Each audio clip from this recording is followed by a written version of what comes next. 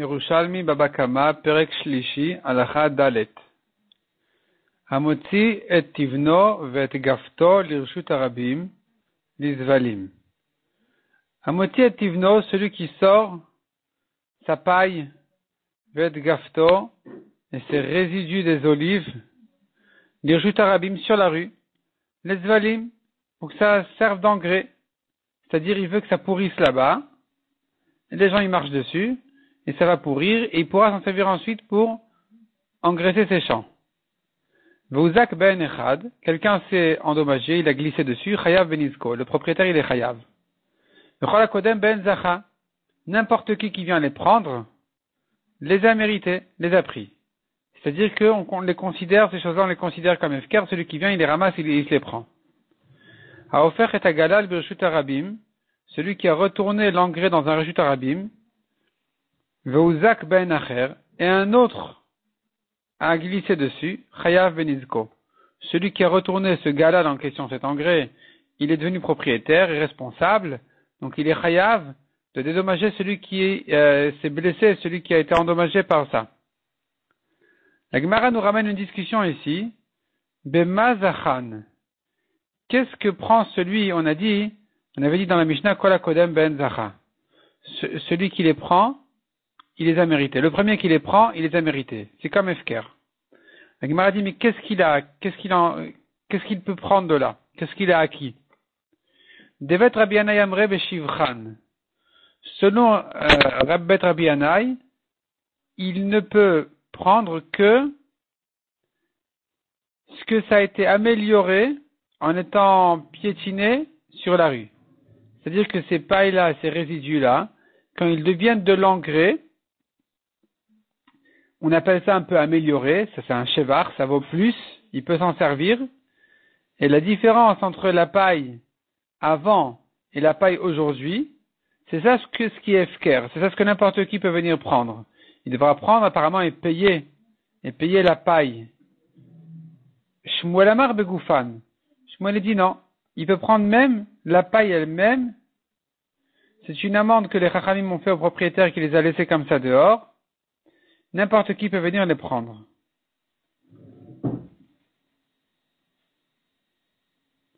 Chizki Amar, vous shafachal panel izkotba.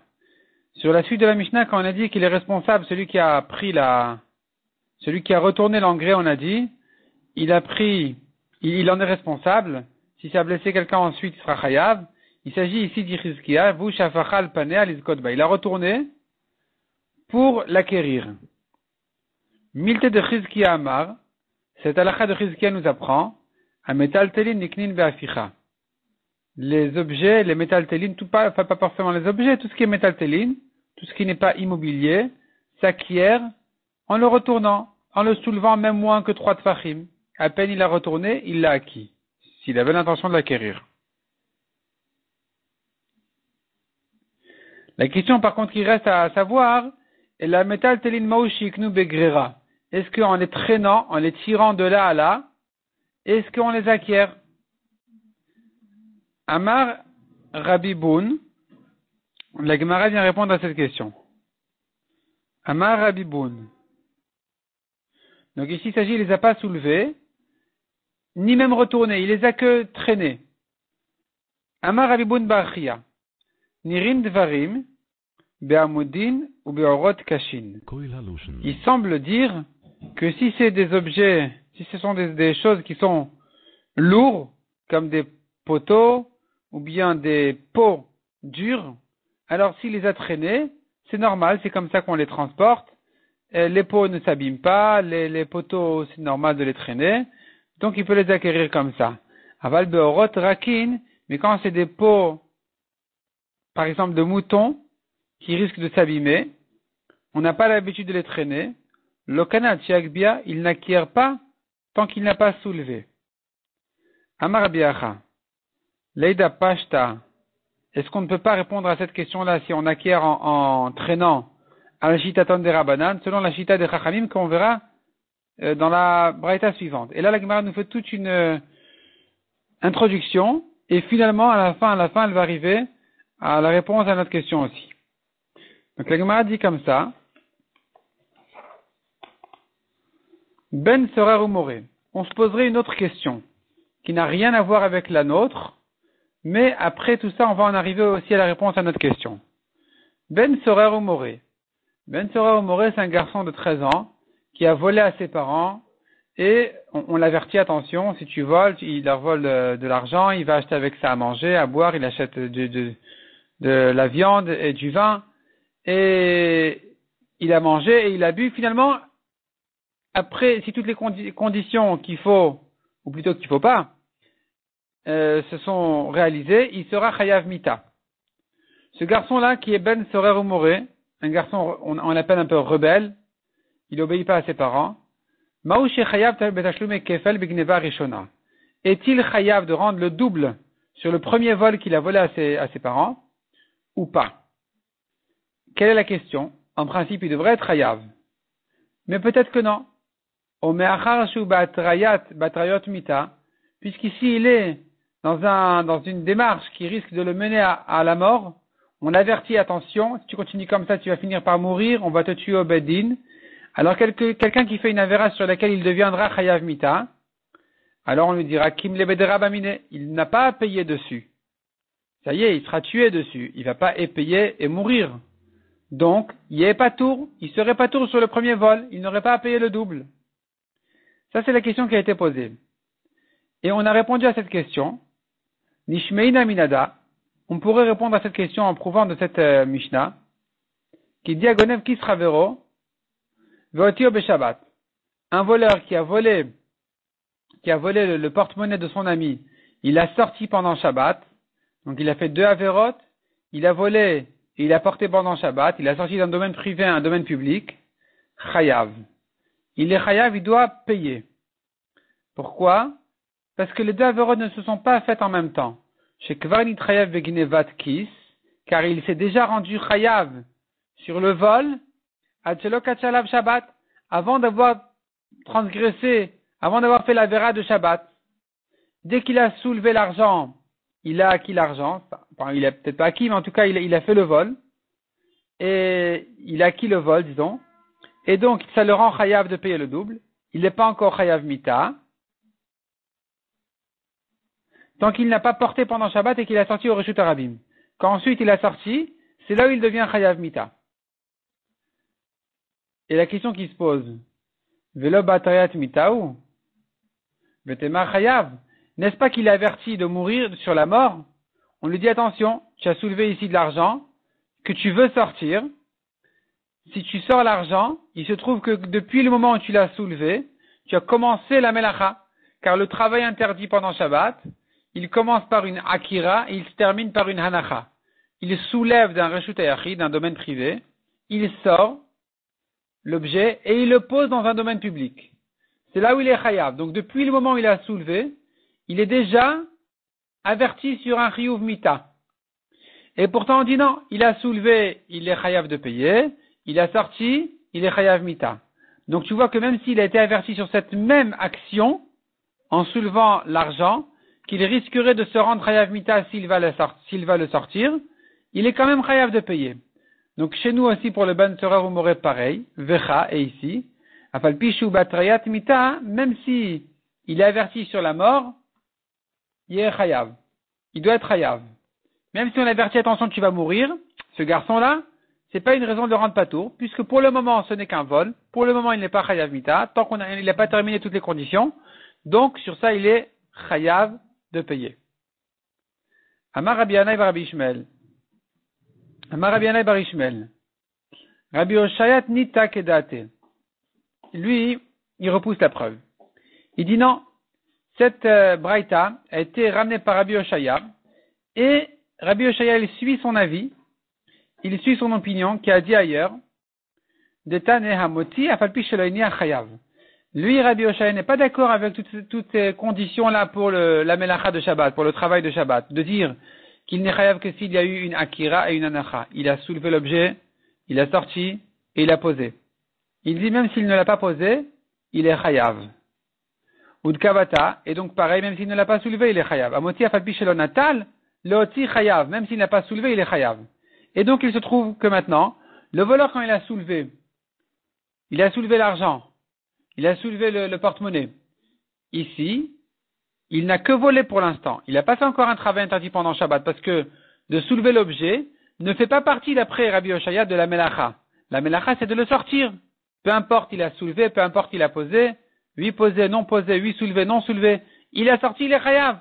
Donc quand il a soulevé, il n'a rien fait encore sur Shabbat.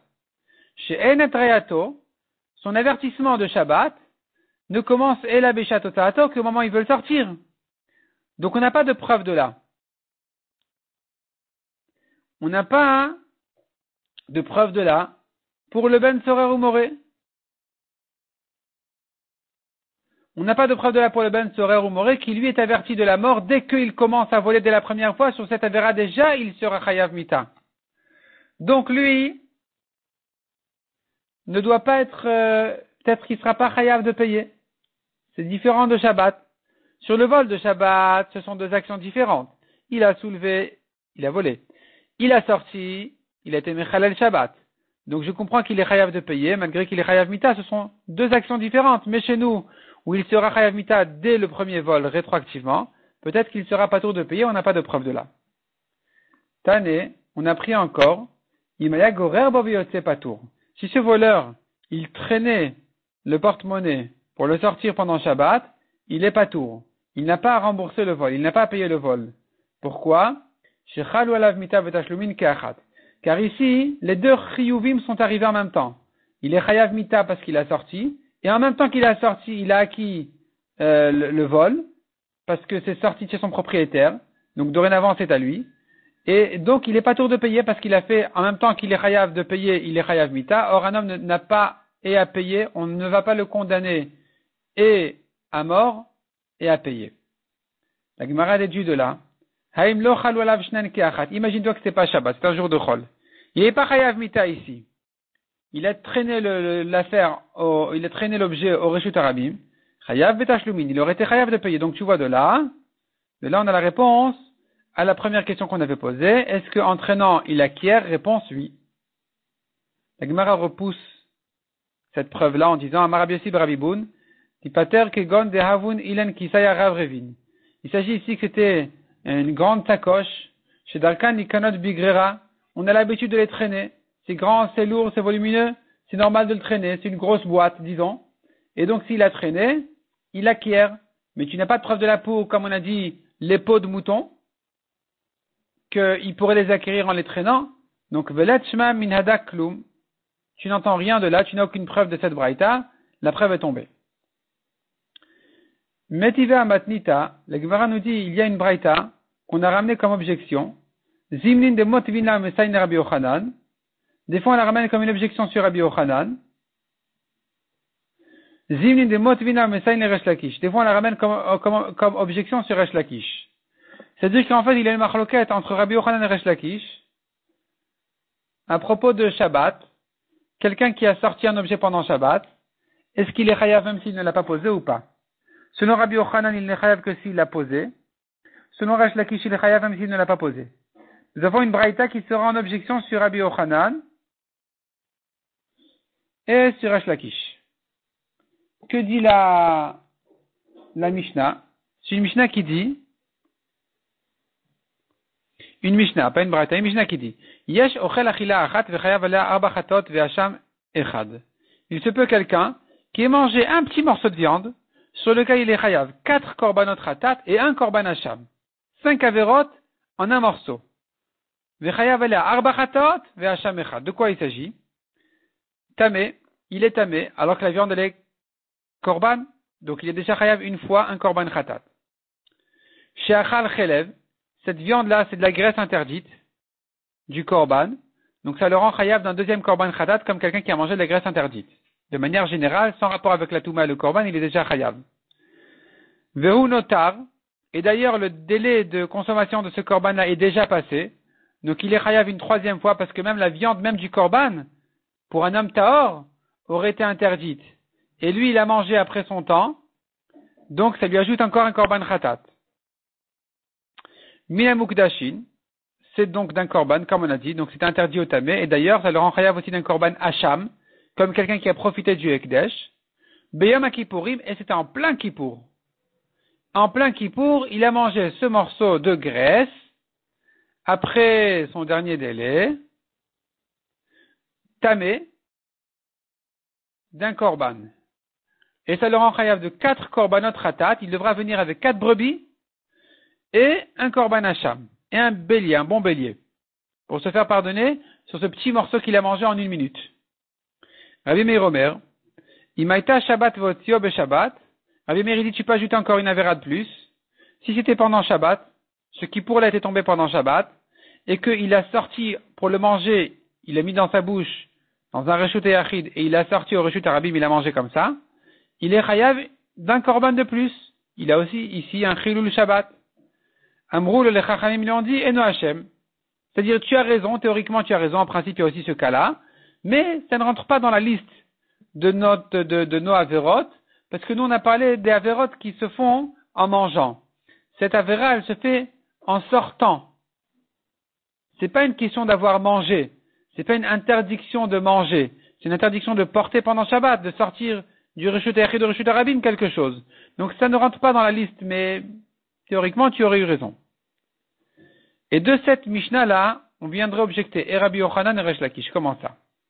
Et Mad Demetivin Messaïn Rabbi Yochanan, quand on vient objecter Rabbi Yochanan, le bon Messaïn ici, il rentre pas dans le sens du Bavli, d'après cette explication dans la Gemara, qui est celle de Reb Chaim Kanievski. Il dit, quand on objecte Rabbi Yochanan, alors l'objection serait de dire, comme ça, toi Rabbi Yochanan, tu penses que quelqu'un qui a porté pendant Shabbat, sans poser l'objet au reshut arabim, dans le domaine opposé, il n'est pas chayav. Or, nous voyons ici, Otio be Shabbat, il a sorti et il a avalé la viande, alors, Rabbi Meir dit, ça le rend chayav d'un korban de plus, et les chachamim lui ont dit, non, c'est un autre sujet, c'est un sujet de porter, c'est pas un sujet de manger ici. Donc on ne va pas l'ajouter dans notre liste, même si c'est vrai. Et la question qui se pose, mais d'après Rabbi Yochanan, la viande n'a pas été posée. Elle n'a qu'à été avalée. La Gemara ici pense que avaler, ça ne s'appelle pas poser. Donc si la viande n'a qu'à été avalée et pas posée, il n'a pas de chiyuv sur Shabbat. En kananacha, ça n'a pas été posé. Velamam rueno Hashem. Pourquoi on a dit que ça ne rentre pas dans la liste des avérotes de manger? Mais c'est vrai que ça rentre, c'est une avéra de plus. Non, il n'y a pas ici de khatat du tout. Ça ne s'appelle pas faire une melacha pendant Shabbat, puisque ça n'a pas été posé.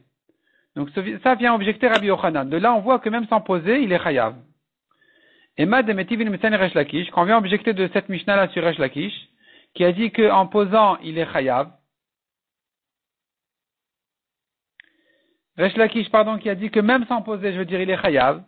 Selon Resh Lakish, même sans poser, il est chayav. Alors, on ne comprend pas pourquoi Rabbi Meir, il a besoin d'ajouter Shabbat. Rabbi Meir qui va ajouter une avéra de plus. Pourquoi il a besoin d'en arriver à Shabbat? Reste sur Yom Kippour. Dit, il a porté. Et alors s'il n'a pas posé? Il a porté, il est sorti avec sa viande dans la bouche, il a porté. Or, porter pendant Kippour, comme porter pendant Shabbat, c'est interdit. C'est pas la peine d'en arriver à un Shabbat qui est tombé Kippour. Reste sur un Shabbat, sur un Kippour habituel, et dit, il a une avéra de plus quand il a porté. Et donc, la question qui se pose ici, Hotzio biyama Kippourim, il est pas tout. Il faut corriger ici, il est chayav. Pour l'avoir sorti à Kippour aussi, il devrait être chayav. Et on voit que non, Rabbi Meir est allé chercher un Shabbat. Donc on ne comprend pas pourquoi il n'est pas chayav aussi sur Kippour, quand il a porté Kippour. C'est une preuve que sans poser, il n'est pas forcément chayav. On ne pouvait pas rester sur dire il a porté Kippour. Non, il n'a pas posé. Donc finalement sur Resh Lakish, on a un petit problème ici. D'une part, Resh Lakish il a raison que pour Shabbat on considère qu'il a porté. D'autre part, on ne comprend pas pourquoi pour Yom Kippour on ne considère pas qu'il a porté. Alors que pour Resh Lakish ça s'appelle porter même s'il n'a pas posé. Amar Rabbi Yossi Rabbi Boun. La Gemara continue et dit. Donc la Gemara, comme d'habitude ici dans les Yerushalmi, ne répond pas forcément à ces questions. Amar Rabbi Yossi Rabbi Boun. Atia de Rabbi Meir ki Rabbi Akiva. Rabbi Meir ici qui a ajouté le Shabbat de Kippour et qui l'a porté, il pense pas comme Rabbi Akiva. Détane, Minaï le Yom Kippourim shechaliot be Shabbat. Tout je sais, nous avons une braïta qui dit, tout je sais qu'un Kippour qui tombe Shabbat. Veshagag, veasa melacha. Un homme s'est trompé, a fait une melacha interdite pendant Kippour qui est tombé Shabbat. Minayin chayav alze be'atzmo valze be'atzmo. Je sais qu'il est chayav 2 fois, une pour Shabbat, une fois pour Kippour. Talmud Lomar Shabbat hi, yama Kippourim hu, livré Rabbi Akiva. La Torah nous dit, c'est un jour de Shabbat, c'est un jour de Kippour. Donc tu vois que la Torah a isolé Shabbat, a isolé Kippour pour te dire sur chacun en soi il est chayav. Rabbi Shmuel Omer en chayav elachat, mais Rabbi Shmuel dit non, il est chayav pour les deux, qu'un seul korban. Parce qu'on n'est pas chayav et pour Shabbat et pour Kippour. Et ce sont deux mitzvot qui sont deux interdictions qui sont arrivées en même temps. Il n'est chayav que d'une fois pour les deux. D'après Rabbi Shmuel, qu'il n'est chayav que d'une fois pour les deux. Rabbi Meir n'avait pas besoin d'en arriver à Shabbat de Kippour. Il n'a rien ajouté en disant c'était Shabbat d'ailleurs ce Kippour aussi. Il n'a rien ajouté par là parce que d'après Rabbi Shmuel, peu importe Kippour seul, Shabbat seul ou Kippour qui est tombé Shabbat, tout ça revient au même. Il n'est chayav que d'une seule fois. Et pourquoi Rabbi Meir a besoin d'ajouter et d'ailleurs c'était Shabbat? C'est la preuve qu'il pense comme Rabbi Akiva. Que quand c'est Shabbat et Kippour, il est chayav 2 fois. C'est pour ça que Rabbi Meir qui a voulu ramener d'autres exemples, qui a voulu en fait multiplier ici les chataot, les korbanot chatat, il a dit d'ailleurs sache qu'il se peut qu'il soit chayav de 2 korbanot de plus, dans le cas où c'est tombé Shabbat, et qu'il l'a sorti, et que donc il a une melacha qui a été faite ce jour-là, il serait chayav 2 fois, une fois pour Shabbat, une fois pour Kippour. C'est ça ce que Rabbi Meir a gagné en disant Shabbat. En parlant de Shabbat, il voulait dire ça ajoutait un korban de plus. Alors que d'après Rabbi Shmuel, ça n'ajoute pas un korban de plus, parce que Shabbat et Kippour qui sont tombés le même jour, il n'est chayav que d'une seule fois. Tu vois que Rabbi Meir, il pense comme Rabbi Akiva, que pour ajouter un korban, je peux dire Shabbat et Kippour, ça fait 2 korbanot. Donc il pense pas comme Rabbi Akiva.